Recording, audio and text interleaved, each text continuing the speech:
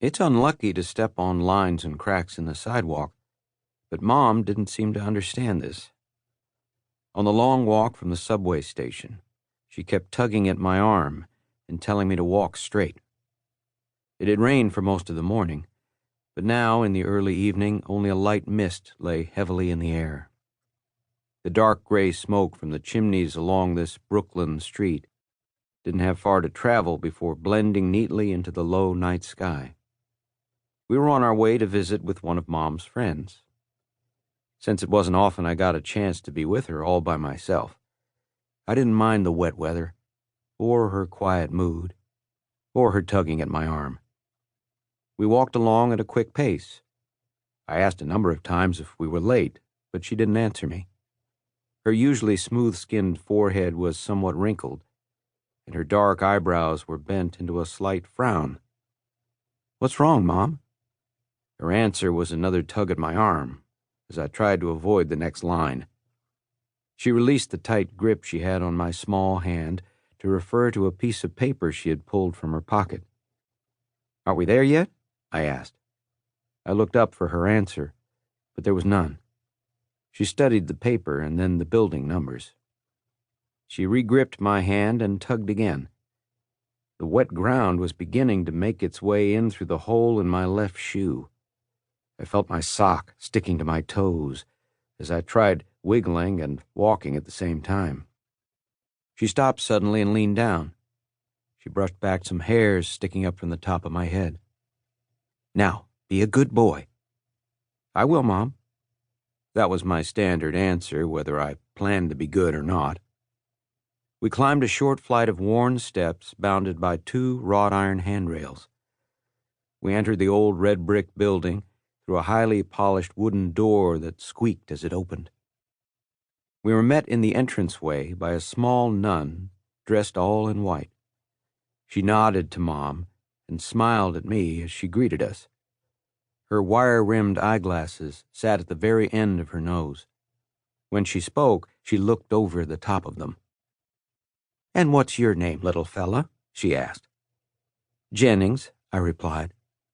"Why, that's a very nice name," she said, as she turned to lead us down a very dark and narrow hallway.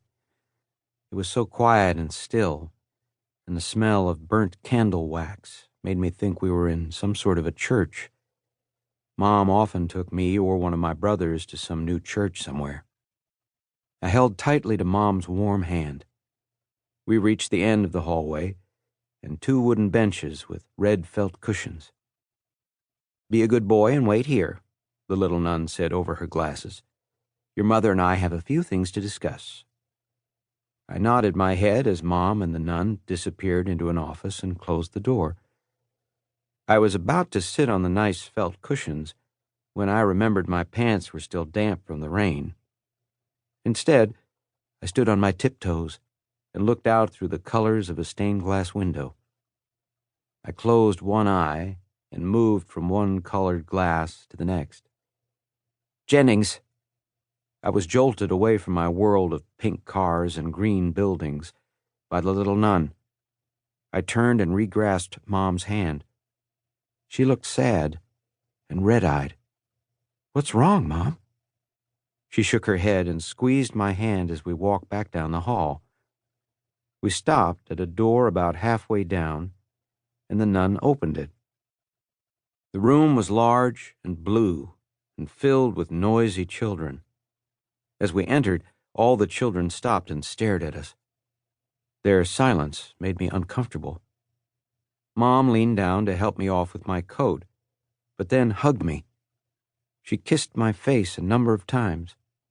She took one last swipe at my cowlick. I could see the tears on her lower lids as she forced a smile. She frightened me, so I clung to her arm. "Mom, what's wrong?" She brought me close to her once again and hugged me. My coat was still only part way off when she straightened up. She gripped my shoulders to hold me off. In a husky sort of voice, she said, "I'll be right back." She turned and slipped through the open door. The nun followed, closing the door behind her. They left me in the middle of what seemed to be 1,000 staring eyes. I felt strange and tingly all over. I couldn't move. I left my coat hanging from one shoulder. The eyes kept staring while my mind raced. What's wrong with Mom? Why did she push me away from her? Where is she? Where am I?